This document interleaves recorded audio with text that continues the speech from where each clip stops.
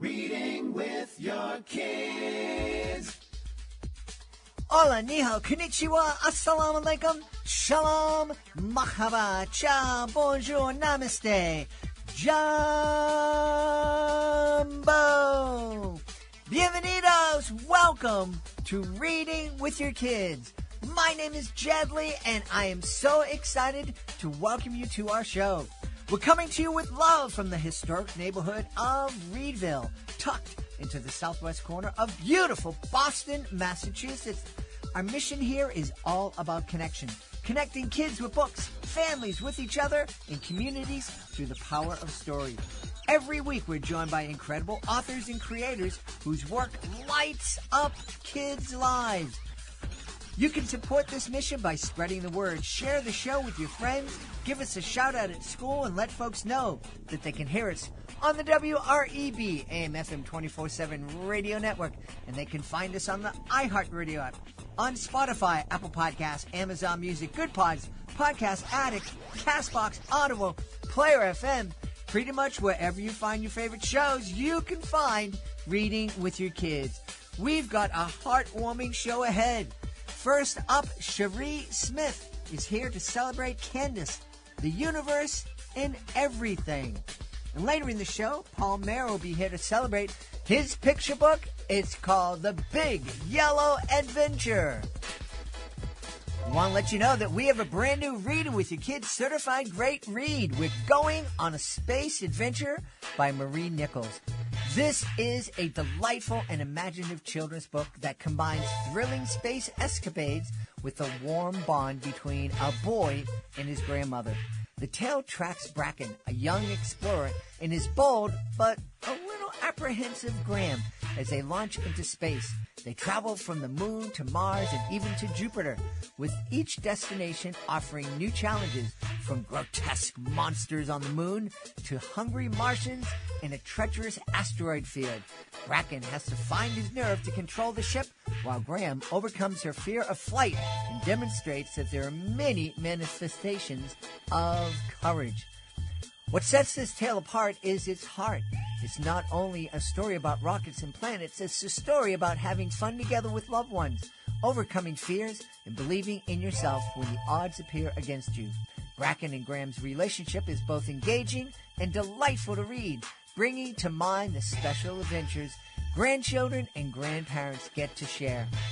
With lively storytelling and a message of courage and self-belief, We're Going on a Space Adventure is a wonderful addition to any family library. Perfect for family time, classroom reading, or sparkling conversations about space and imagination. We love it. Congratulations once again to Marie Nichols. We're Going on a Space Adventure is our latest Reading with Your Kids certified great read.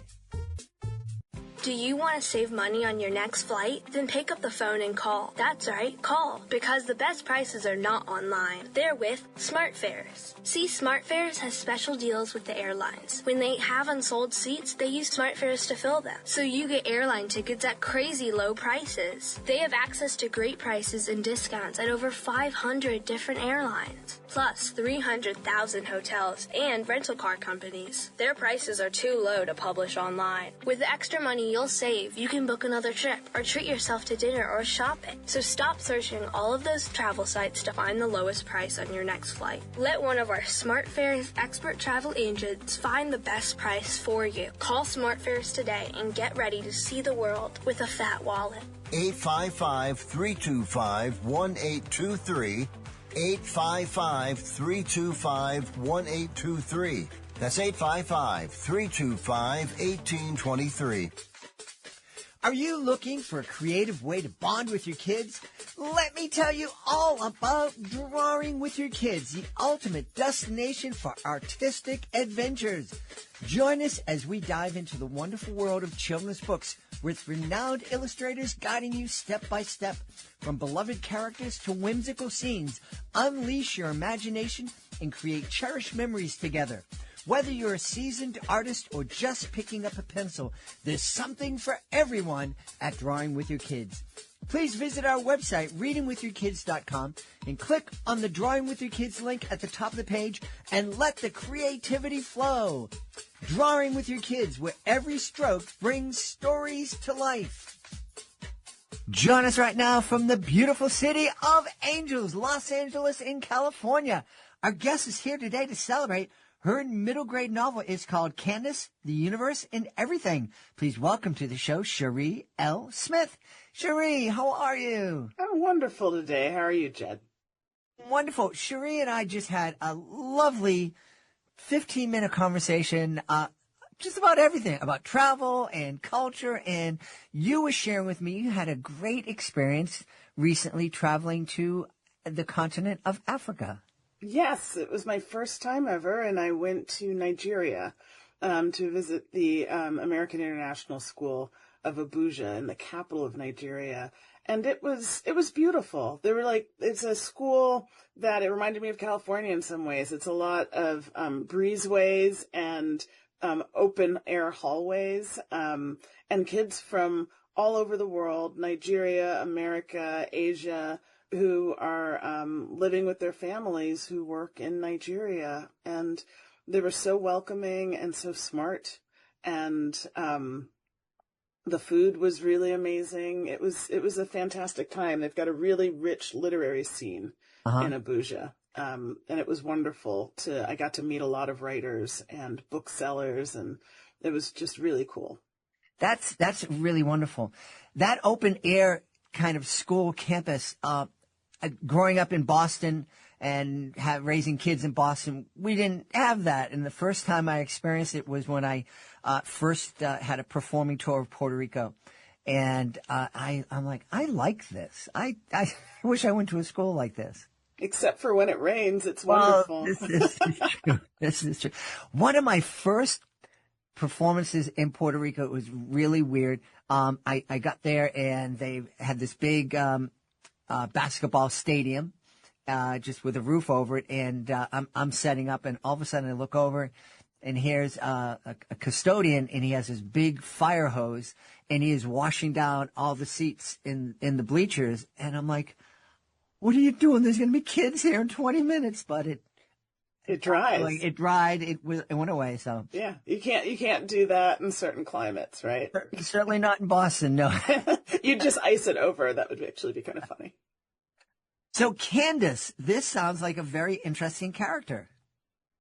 Oh, I love her. She's great. She's just this really hopeful, chipper kid who is has a lot of reasons to be sad right now. The book starts, she's sort of on the outs with her best friend, and what she calls her second best friend. It's the first day of 8th grade, and it seems that they have excluded her from the end of summer festivities, and she thinks that, they're done with her, and she doesn't know why, and is trying to figure it out when her whole life takes this left turn because a bird flies out of her locker and terrifies her. And when she's cleaning out the locker afterwards, because her friends, one of whom is now her frenemy, has, told her the bird has pooped in her locker probably. So she's in there trying to clean it out, and she discovers not bird poop, but this purple notebook that someone has been writing in, giving advice about life, including friends, and really nailing the friendship situation she's having.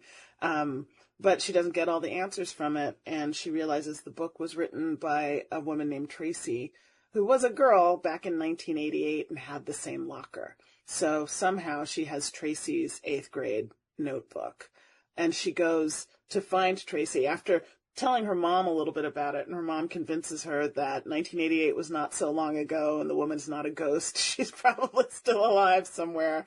She finds her, and she's a professor in Chicago. The story's set in Chicago, and she's a professor at a local college, and they meet up, and it turns out there is something up with that locker, because in 1988, on the first day of school, a bird flew in to Tracy's locker. And it flew out 40 years later. out of Candace's locker. And so they realize there's something up with this locker. They write a message in the notebook and put it inside. And when they open it again, there's a note inside from the woman who had the locker 40 years before Tracy in 1948 saying, "Come and find me." Wow. So it's the start of an adventure and a new set of friends. It sounds very, very cool. Before we connected, I was reading the notes coming on, and you described Candace, the Universe, and Everything as a speculative middle grade novel. And I didn't start reading with your kids because I'm a literary genius by any means. I started the podcast because I wanted parents to do what I did, which was to read with their kids and become incredibly close with their kids. My kids are now adults. We're still incredibly close. That's what I wanted to inspire. I've learned so much about books and reading and everything. And today I looked and took the time to find out what Google says speculative middle grade novels are. Could you tell us, in your words, because I don't trust AI all that much. I use it. I'm very polite Right. with it, but I don't always trust it. Everything with a grain of salt. That makes a lot of sense. So speculative fiction covers science fiction, fantasy, horror, even. The foundation of it is it asks the question, what if? So science fiction, horror, fantasy, any of that can be almost exactly like our world, except there's one difference. There's that one thing you say, what if? So what if you had a fantasy novel where, it is a kid-lit podcast, except that the host is psychic. Ooh. Right? Suddenly you've got that is maybe magical, maybe scientific, but you could go into a fantasy element with that. Or what if the host is a dragon? Now you have a fantasy version, because fantasy leans more towards magic and science fiction obviously more towards science or something, pseudoscience, maybe science that might be, we extrapolate. So that's what speculative means. And I've started using speculative instead of saying science fiction, because Candace leans into the science side more than the magic side. So it is science fiction. But there are also these portals and wormholes and things that some people think seems magical, like the wardrobe in The Lion, the Witch, and the Wardrobe, and going into Narnia.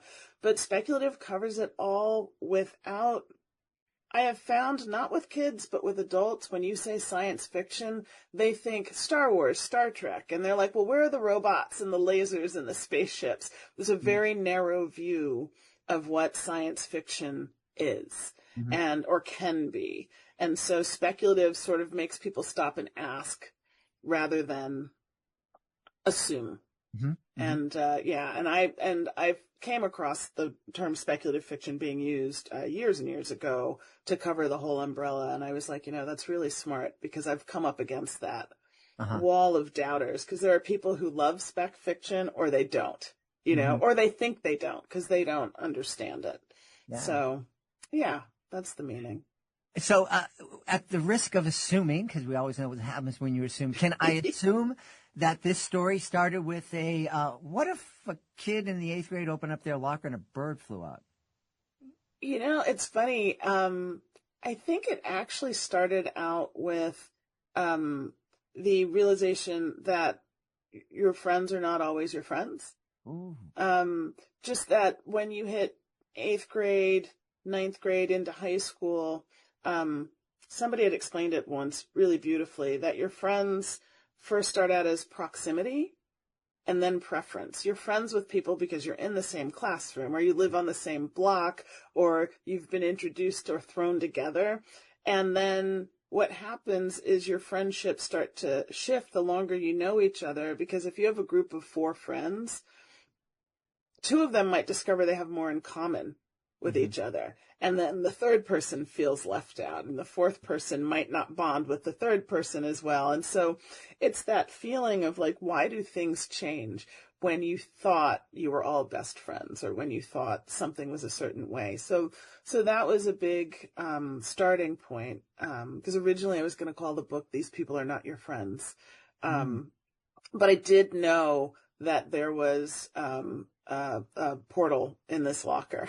And I'm not really sure how that began, but I knew it was there, and I wasn't sure how it was going to work. The element that was always there was a girl struggling with her friendships and finding a notebook in a locker that seemed to be offering advice. And then from there, I realized, like, oh, that locker wasn't something left behind by someone older. It's something that came from some other time. And yeah, went from there. I like that. Struggling with friendship, I think that's a universal experience for kids, especially in that middle school age, that 6th, 7th, and 8th grade age. Yeah, it really is. And I think, I think when I learned that proximity versus preference was probably actually in college, because anytime you start school, your first year, freshman year, whatever it is, you are thrown together with a group of people because you all live in the same dorm or you're in the same classes, right? And you become friendly with each other. And then it's always a question of, will you be friends with them by the end of the year? Will you be friends with them by the time you graduate? Everything can change. And what's wonderful is when it doesn't change. So like somebody who helped me a bit with this book because she still lives in Chicago, it's a high school friend of mine named Alice. We met the last period of first day freshman year. And we are still friends to this day. But I'd met all these other people with who I saw more often throughout high school, but I don't know them anymore. Right.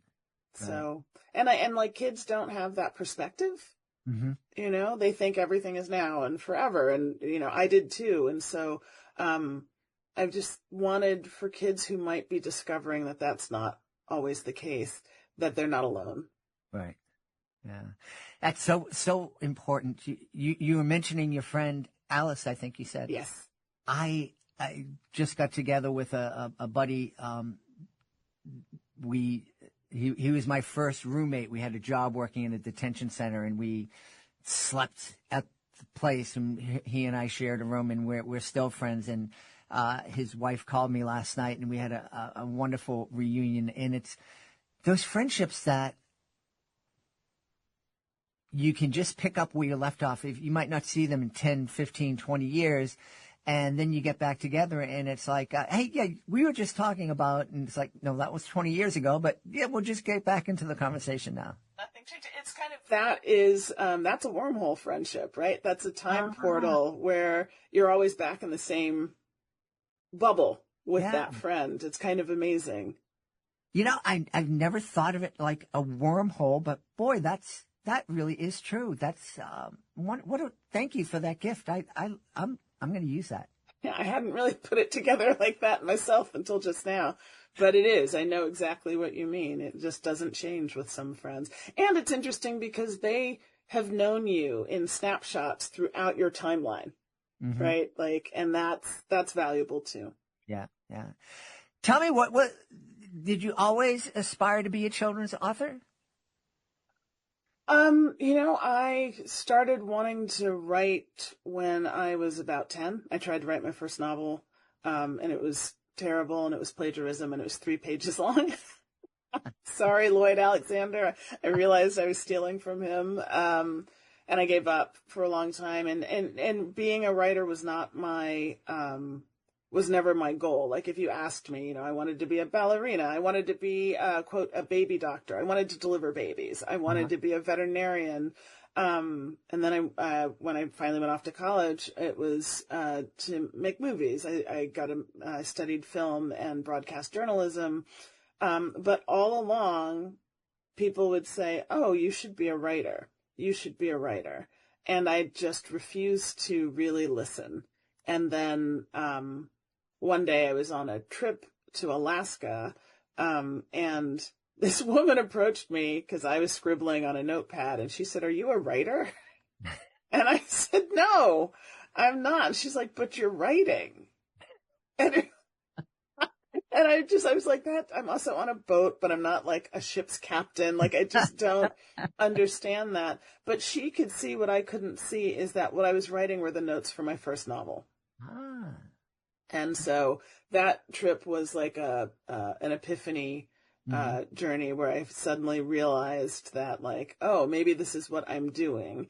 And I had tried, over the years, I'd written a lot of short stories and things. And I finally realized I was going to try to do it seriously. And then when I was at a library, I saw a father and daughter discussing which books she should read. And I got very excited and started pulling books from the shelf and recommending things to her. And they were like, please don't hurt us. And I'm like, oh, I'm sorry. I'm just enthusiastic. And then that's when I realized I wanted to write specifically for kids. Those were the books that made me who I was and helped me when I needed a bridge or a light in the dark. And so I wanted to do the same for others. Yeah. I was checking out your website, and I see that you've written a lot of books for licensed characters. Am I using the right term? A lot of comic books. I've written comic books and graphic novels, and so some of those are licensed characters. And what is your preference? Do you like coming up with these original concepts better than writing for an established character? Yeah, so I've written for James Cameron's Avatar, and I've written for Bart Simpson and Lisa Simpson, Millhouse, so The Simpsons, and it's just a different hat that you put on. I have my own story ideas, so I do like creating my own characters and doing it, from the ground up. But when you are brought on to write someone else's character, I think of it as playing in someone else's sandbox. And it can be neat because what I like to try to do is match my tone to whatever the tone is of that character. And it's a bit like dressing up, like in costumes. And it's like, oh, can I sound like everything that came before in this world that I'm writing in? What of my own ideas can I add to it? Especially when you're a fan of something, you watch a TV show or something and you're like, oh, it would have been cool as if they had done this. So when you get to write licensed characters, you can at least put that out there. You go, would you think it would be cool if they did this? And they say no, or they say, oh yeah, we never thought of that. And so that can be really gratifying, but it is definitely a different mindset. Yeah.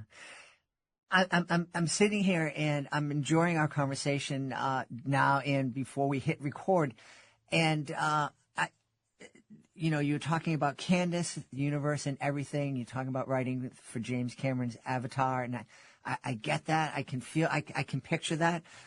But The Simpsons, I don't know. The Cherie L. Smith that I've just gotten to know over the past half hour, I have a hard time seeing that. Oh, come on. So I actually got my start writing comics, writing for the Simpsons characters. I used to work at Bongo Comics, which is the company that published the Simpsons in print. And in fact, I started working there just a few weeks before I sold my first novel. Oh. And when it sold, I went running into the office, and my boss, this wonderful guy, Terry Delagine, he was like, oh, now you're going to be a famous writer and you're going to leave us. And I was like, nope, I write for kids. I can't afford to leave this job. But he said, well, do you want to try writing for us? And I was like, absolutely. And so he gave me like a 1-page Bart Simpson story, and I did a terrible job because I used to work in animation, and I had a hard time slowing down the story to snapshots, because it's sequential art, it's not motion. So how are you what are the 6 telling panels that will make this story you're telling work? And so I cut my teeth there. And yeah, I used to even write The Simpsons, was a Sunday strip in the London Times, and I wrote a bunch of those. And, it's humor, it's family. Lisa is a bookish nerd, much like myself, so that was easy. The hardest part for me was pranks. Like, Bart does a lot of pranks, and I'm not I'm not a good prankster. I wish I was. I'm terrible at it. I can't do an April Fool's joke to save my life. So that I would tap my husband and just be like, okay, if you were an obnoxious boy instead of an obnoxious grown-up, what would you do here? And I'd feel it out. So it's always good to outsource, to crowdsource ideas. But yeah, I loved writing for The Simpsons. They're really interesting, loving family with a lot of absurdity. Yes, indeed. Is there a licensed character or universe that you're a big fan of that you'd hope to be able to write in at some point? Gosh, I don't want to say no because I don't want like an opportunity to come up and they'd be like, oh, but Cherie said in that podcast she doesn't want to do this. I would say there are things that I'm intimidated by. That would be because sometimes you don't want to know how the sausage is made, right? You're like, I really enjoy, like I love Star Wars. I think it would be intimidating to write something for Star Wars. I love Spider-Man. I love Spider-Man so much, but I don't know that I want to be under the hood, messing with it. I suppose if the right idea came along, that clicked, I'd be like, oh, please let me do this. So I would say I'm game for almost anything, but there are certain characters. Like I wrote a Wonder Woman story, for, her anniversary, her big anniversary, and it was Wonder Woman Black and Gold. And it's just a 3 or 6 page story. But boy, like thinking about what you're going to do and how to do it because it's Wonder Woman, you don't want to get it wrong. Yeah, but that's where you also have to trust your editor to help you not go off the rails. Yeah. So I'm game. I'm always game to try something. I have a feeling that there's lots of what ifs running around in your mind. What can you give us a preview of what the next what if from you might be? Oh, that's a great one. Yes. What if, and I don't know if this will be the next one, I'm hoping it is, what if you move to a new town and your mother is possessed by a 100-year-old love story that didn't end well? And what if an entire town can be haunted? Okay. Yeah. I think that could be. That's a very good what if. Good. I'm glad I had one on deck. Otherwise, I don't know what I would have said. Do you have opportunities to visit classrooms and talk about the art of writing with kids? And if you do, what kind of questions do you enjoy answering the most? I do a lot of school visits, and what I like is I like to work with the kids on a story. And that can be really fun. Like I show them sort of how I outline, like there are pantsers and plotters in writing, people who fly by the seat of their pants or who outline and follow a plot. And I'm more of a plotter. But I think there's some generous pantsing goes into plotting. So I like showing them, like I will do a thing where I ask them for three things, 3 objects or people or whatever, 3 things. And then we'll craft a story around that. And it is always amazing to me because you come up with either really bubbly, crazy stories or sometimes like these sharp historical thrillers or really elegant science fiction ideas. And it's like from the hive mind of a group of students and me. And that's my favorite thing to do. Awesome. In schools. Yeah. I'm going to see if I can plant a seed. Our studios are in the lovely neighborhood of Reedville in Boston, where it's far away from downtown as you can be and still be within the city limits. Reedville is famous. Where I live used to be an Army training camp back in the 1800s, and 2 blocks away was their parade ground. Now it's a playground. But it was the home of the Massachusetts 54th, which was the first all-black Army regiment. And I'm always thinking, what if there are some ghosties from those soldiers still haunting the neighborhood. So I'm just going to plant that there. Maybe it'll spark something. It's funny you say that because, well, Boston is a very haunted city. Mm-hmm. I mean, the whole East Coast is a very haunted place. And I was in Boston last year with another kidlit author, Kip Wilson. She's fantastic. And she was like, let me take you to the site of my favorite disaster. And we were walking around and she's showing me things. And I immediately was like, oh, there is a ghost love story here. And she was like, yes, there is. That's what I've been thinking too. So like, I already have a playground that I can explore what you have just said. Okay. And I don't know if it will come to fruition, but I thank you for that extra seed because super valuable. Well, if it does turn into a book, you have to promise me to come back on Reading with Your Kids to celebrate it. I would love to. Awesome. Let's tell everybody where they can go to find out more about Candace, the universe, and everything, and find out more about Cherie L. Smith. Well, you can go to my website, which is my name, CherieLSmith.com, and you can find me on Instagram at Rhymes with Capri, which is how I help people pronounce my first name, because it's not Sherry, it's Cherie. So Rhymes with Capri is my Instagram handle. And we just did a great book launch here in Southern California at a store called Once Upon a Time Books in Montrose, and they've got signed copies, so you can go to their website if you have any interest. Wonderful. We've had a really fun time speaking to the author of Candace, the Universe, and Everything.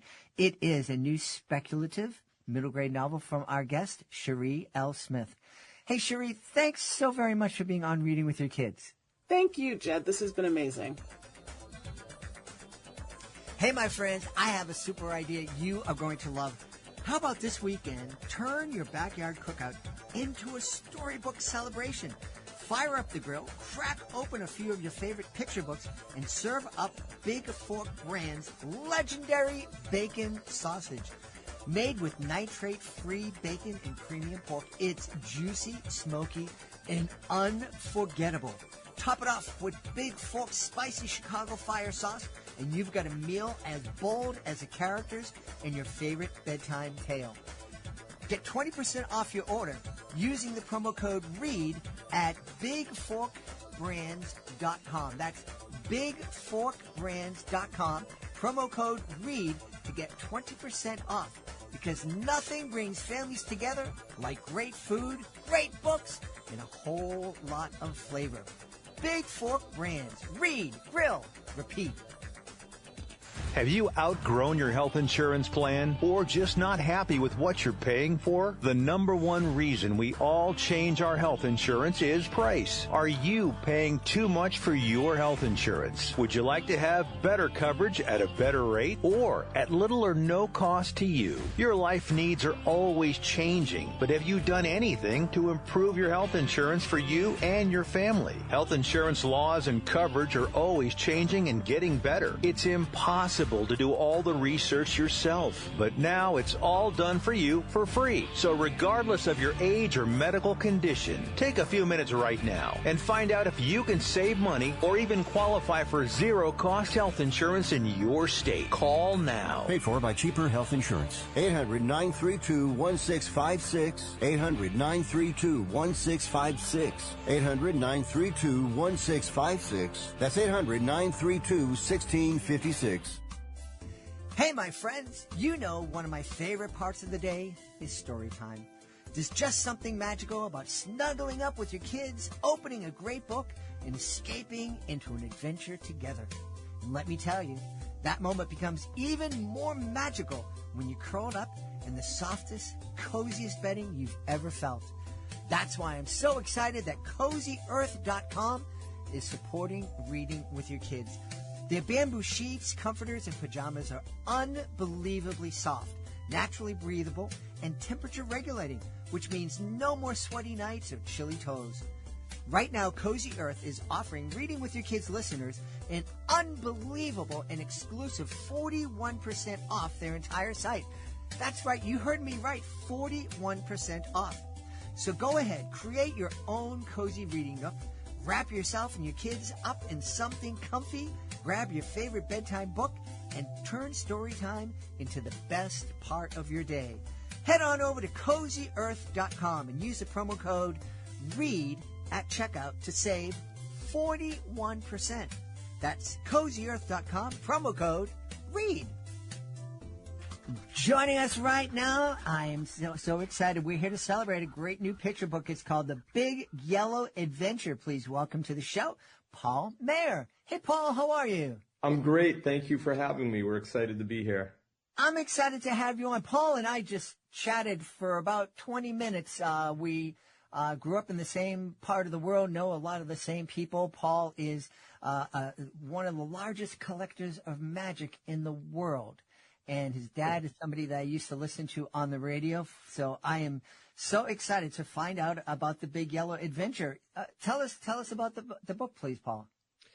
Well, I work at a company called DATCO. DATCO has many different divisions. One of them, of course, is the school bus division. We transfer approximately 130,000 kids to and from school during the school year each day. And we also have a motor coach division, and we own Thermo King dealerships. The company is a large company, but at the same time, it's a family company, third generation, and the DeVivo family. And the DeVivos have always been really caring about the communities that they serve. So this project, when I brought it to the owners, the DeVivos, they were totally on board from the get-go. They said, this is great.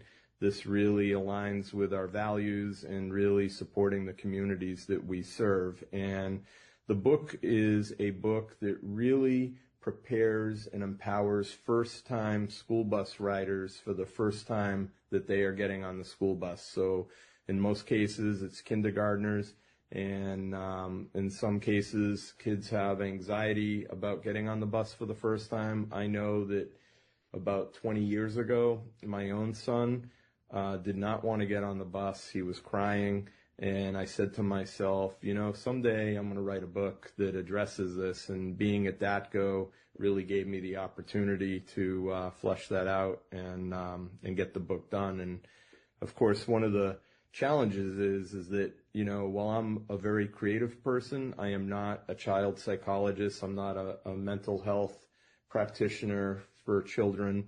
So it was very important for credibility to partner with an organization like Optimus Healthcare. They're a very large, what we call an FQHC, federally qualified health clinic in Connecticut, multiple locations, school-based health clinics. So when I approached them with the project, they were very eager to get involved and provide the support that I needed for them to review what I was writing to make sure that it was age appropriate and subject appropriate for kids. Mm-hmm. Boy, what a tremendous responsibility, transporting over 100,000 kids back and forth to school every day. Yep, we do that in Rhode Island and in Connecticut.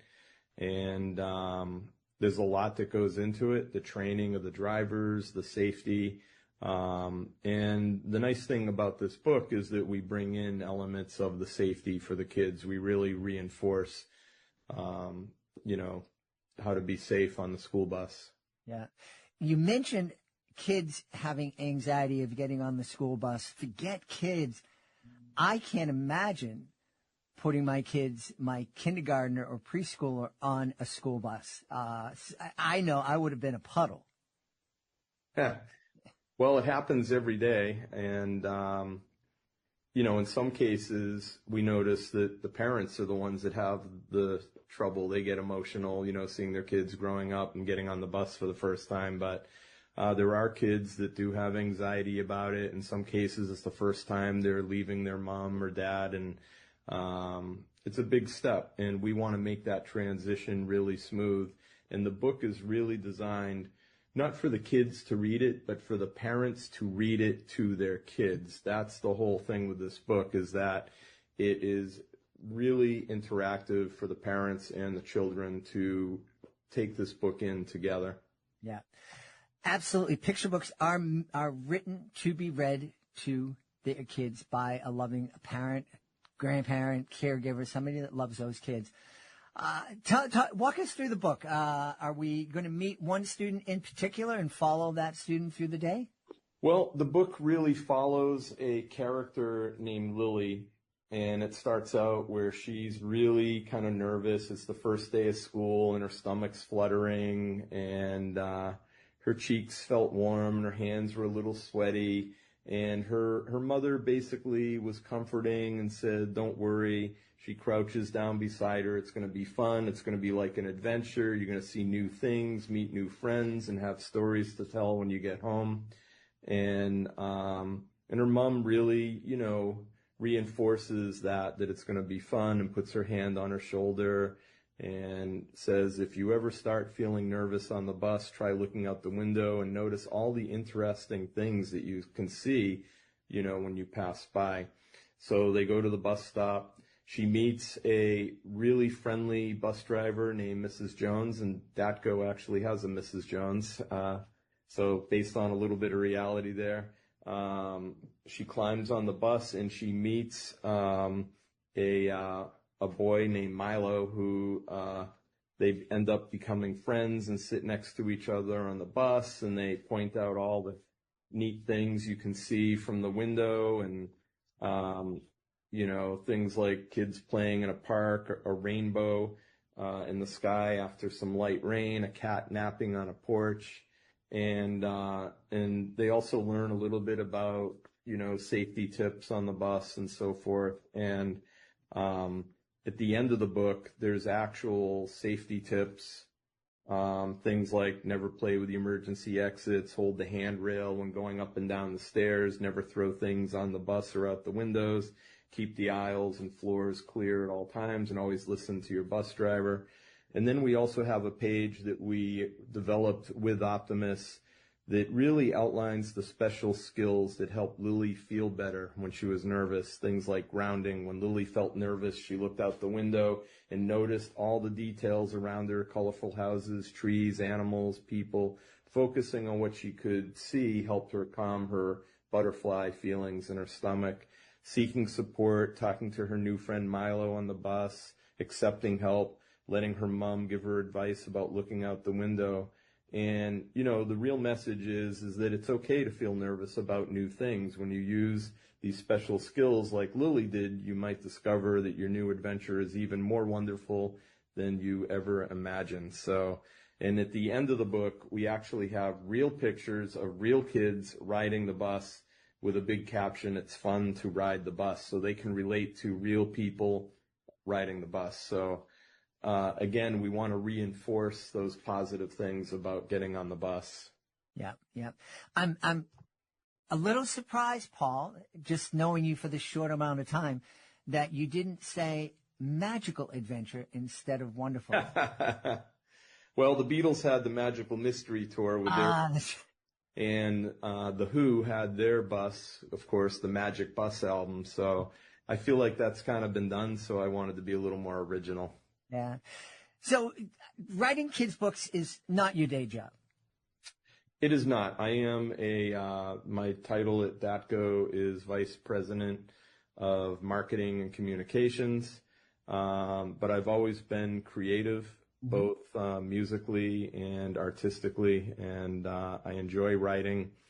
And writing a children's book is something I always wanted to do. And Datco gave me the perfect opportunity to do it. Well, helping Datco and reinforcing their mission of caring about the communities that we serve. Yeah. I think it's fantastic. My kids didn't ride the bus. We live close enough to walk or give them a quick ride ourselves. However, I think it's so very important that families sit down and talk to their kids about proper, the proper way to ride the bus so that they're not hurt, the other kids don't get hurt, the drivers don't get distracted and whatnot. Yeah, when we were putting the book together, and talking to the behavioral health experts at Optimus, it really, from the beginning, we set out to write a book that the parents would read to their kids, not a book that the kids would read on their own. We wanted that connection between the children and the parents, that this would be a group thing that they could experience together. And I do want to mention that we've been having events in the communities that we serve. We did a couple of them just last week, and we did one this past Monday where different school systems invited us to come in. We give the kids their first ride the day before school. We give each child one of these books. We also created a coloring book version. The coloring book version is called, instead of the Big Yellow Adventure, it's called the Big Yellow Coloring Adventure. And here, I can show that to you. And this is really the same book, but a coloring book version of it. It's not a magic coloring book. I'm sure you, being a children's magician, have plenty of magic coloring books. We could certainly make one like that, but it was important for us to be inclusive. So, this book and the coloring book are both available in Spanish. Those books, all versions, are available for free for people that want to go to the website and download it. They can download the coloring book for their kids. They can download the regular book and read it on a tablet to their kids. And to go there, it's bigyellowadventure.com. Again, that's bigyellowadventure.com. You can also go to the DACO school bus site, dacoschoolbus.com, and there is a link called Children's Book that will bring you to the landing pages of the book. And that landing page will also give you the background info on why this is a good book for parents to read to their children. Mm-hmm. Yeah. Now, you were mentioning that DATCO serves kids in Rhode Island, in Connecticut. We're going to be sharing this interview also on our Reading with Your Kids podcast, which is international. Well, Connecticut Book Festivals is international too, but a family living in California, Texas, Canada, they can download the book for free. There's also a form on the website where, if they're interested in getting hard copies of the book, they can contact us and we can help them with that. We're also looking into some publishing deals along with Connecticut Book Festivals. So that's something that we're going to be exploring after the startup of the school year. The startup of the school year tends to be a real hectic time around here, and we just need to get through that, and then we can concentrate on some of the other avenues of getting this book out there. Yeah. How important is it for your company, for your president, to educate kids about school bus safety? Well, it's very important. I mean, it's not only important to the kids we drive, it's important to everybody at DATCO, the drivers, the monitors, the operations people that keep the fleet running, the maintenance people that maintain the buses and keep them safe and tip-top, shape. So safety is always a priority, and getting that message to the parents and the children is also important. Yeah. Do you also talk in the book about things like not to run in front of the bus, and I know the buses have those arms and all that? No, we don't really go into that. The book, the real mission of the book is, although we do go over some basic safety, the real mission of the book is for kids to feel good and not be anxious about getting on that school bus for the very first time, the very first day of school. Yeah. Are there plans or any thoughts of writing a follow-up book, or? There are, actually. We do have a couple ideas, so maybe I'll be back on the show again at some point soon. That would be fantastic. So, any feedback from the kids who've been at the live events about the book? So the feedback's been incredible. We've actually heard from schools, systems that we don't do the transportation for, that are interested in getting the book. The parents have been very, very appreciative of the whole promotion. Parents have come up to us saying, wow, this is really great. I wish I had this when I was younger. So it's definitely getting out there, and the media has been very interested in it. The few of the national trades have picked it up. We've been on some morning talk shows on television stations, both in Connecticut and in Rhode Island. We were on the Road Show in Rhode Island last week. That went really well. And it just seems that everybody is really getting behind this and loves the whole concept.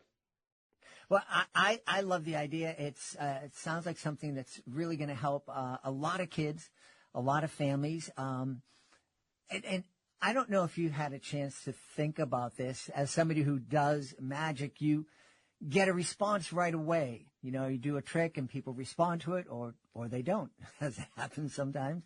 But have you taken the time to sit down and think about all the little ones who are going to be snuggled up with their parents or their grandparents on the couch reading your book? Yeah, no, it's a great feeling for sure. Absolutely. That's wonderful. Please remind everybody again where they can go to get their free copy of the book. Yep, it's bigyellowadventure.com. You can download the book. You can also go to dattgoschoolbus.com. That's DATTCO schoolbus.com. Click on children's book. And quite honestly, there's so much buzz about this book. You can just go to Google and put in DATGO children's book, and you'll find all the links and articles and all the resources pertaining to the book. Awesome. We've had a really great and informative time speaking to the author of The Big Yellow Adventure. Our guest has been Paul Mayer. Hey, Paul, thank you, and thank to DATCO for creating this book. Yeah, and I just want to say that I don't think this would have happened at any other bus company. I think that DATCO, the family, the DeVivo family, just really cares about the communities they serve, and they just jumped at the chance to make a difference in the community. So I'm grateful to work for such visionary people that, have such creativity. That's fantastic. Thanks so much for being on the show, Paul. All right. Thank you. We're so very happy that you spent part of your day with us here at Reading with Your Kids. If this episode made you smile or gave you something to think about, please pass it on. Share the link, leave a 5-star review, and hit that subscribe button so you can join us for the next episode of the show. Hey, if you haven't already, please check out readingwithyourkids.com. It is the hub for all things Reading with Your Kids, including how to become a guest, how to visit our Certified Great Read Wall of Fame, and exploring amazing new books. We'd also love for you to connect with us on social media, facebook.com/readingwithyourkids, at Reading With Your Kids on Instagram, and at JedleyMagic on X. I want to give a big thank you to all the folks who made today's show so wonderful, starting with our guest, Cherie Smith. Please be sure to check out her middle grade novel, Candace, The Universe and Everything. Also want to thank Paul Mayer. Please be sure to check out his picture book, The Big Yellow Adventure. I want to thank my team, Fatima Khan, Chris Doherty. I want to thank my beautiful wife for all the support she gives me. Most of all, we want to thank you. Please keep reading, keep dreaming, and keep making the world a better place, one page at a time. I'll be looking for you in the next episode of Reading with Your Kids.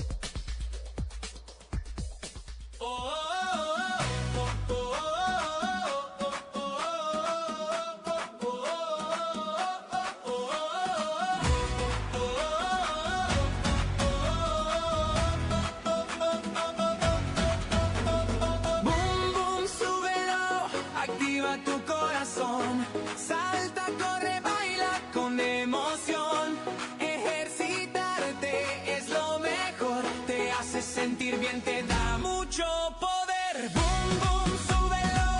Activa tu corazón. Mueve tu cuerpo con diversión. Estira, gira, brinca y da un paso. Los hábitos sanos son un gran abrazo. Despierta y estírate, sale el sol. Es hora de moverte con mucho rol. Los tenis, ven a jugar, con ritmo y energía vamos a saltar. Siente el ritmo, mueve los pies, con cada paso te sientes al 100. Da una vuelta, toca el cielo, tú puedes hacerlo, eso es lo bello. Boom, boom, súbelo, activa tu corazón. Salta, corre, baila con emoción. Ejercitarte es lo mejor.